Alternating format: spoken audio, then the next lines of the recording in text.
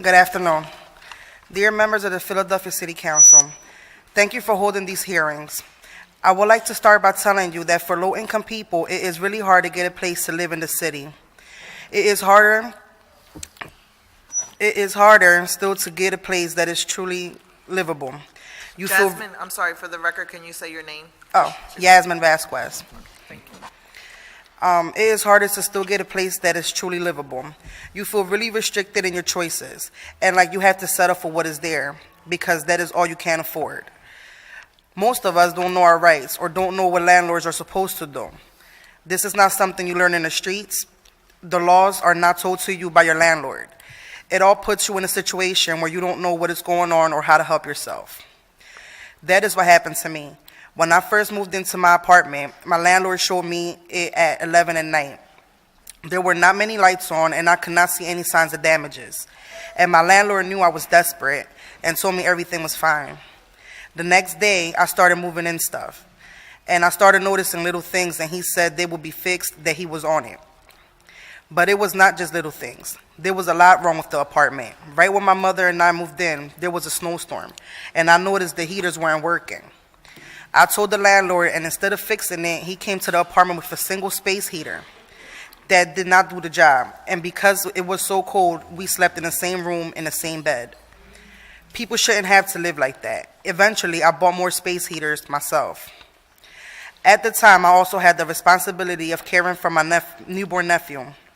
But because it was so cold in the apartment, I had to drop him off with family members at night so he could have a safe and warm place to sleep. He cried every time I left him. It took a toll on me because I was supposed to be the person to care for him. I will call to check up on him, but it was not enough. It still bothers me to this day. And the heat wasn't the only problem. There were rodents everywhere, eating my food, my furniture, and my clothes, making nests in my shoes. I couldn't even buy groceries because they would eat it.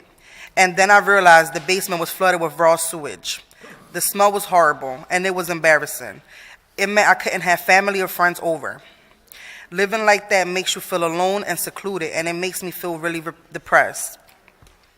I asked for the landlord and property manager to make my property livable, but they never really did. Then something good happened. I happened to find a number for the Tenant Union Representative Network on the internet, and they told me to come in.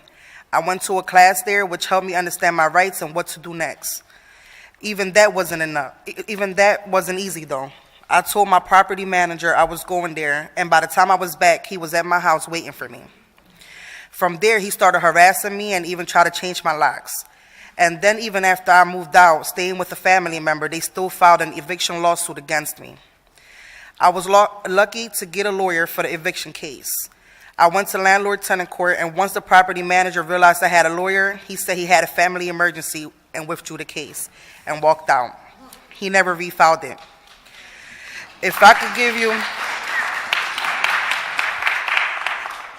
give you a message, it is this. It is really important for people to have legal representation, so they are not taken advantage of by certain landlords doing things to tenants who can't defend themselves. Before I found out I had rights, I did not know what to do. Now I know a little bit, so that I won't go through that again and can help educate others about their rights.